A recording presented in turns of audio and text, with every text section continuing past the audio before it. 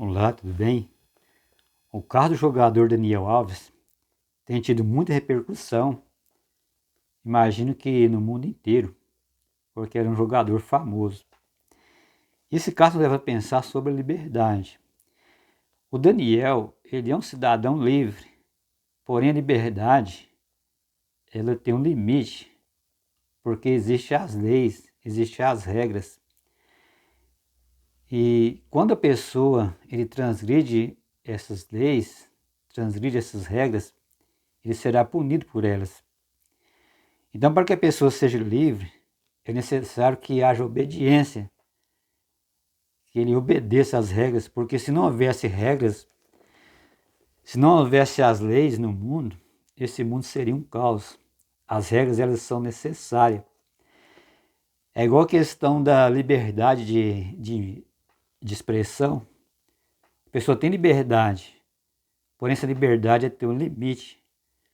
Por isso que muitas pessoas são processadas por calúnia, defamação.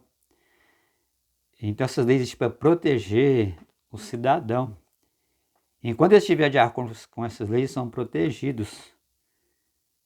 Não existe leis contra pessoas obedientes. Muito ao contrário, a lei é para pessoa desobediente. O mesmo acontece com as leis de Deus. As leis de Deus, elas são também necessárias, assim como são necessárias as leis dos homens. Deus deixou as leis para que as pessoas sejam livres. E muitas pessoas entendem errado. Pessoas pensam que as leis de Deus, elas estão nos restringindo, elas estão tirando a nossa liberdade. Mas isso é um engano. O próprio Tiago, no Novo Testamento, ele fala aqui no capítulo 2, no verso 12, Tiago fala: falar de tal maneira procedei, como aqueles que hão de ser julgados pela lei da liberdade. Então a lei, ela nos traz liberdade. Não se pode abolir as leis. Imagine se não tivesse leis no mundo, não tivesse leis entre os homens, um caso como esse fosse impune, aí as pessoas estariam totalmente desprotegidas. Então as mulheres, até mesmo os homens, seriam desprotegidos se não houvesse as leis. As leis nos protegem e também nos liberta, faz de nós cidadãos livres. Toda pessoa que quer viver de maneira honesta, essas pessoas são livres.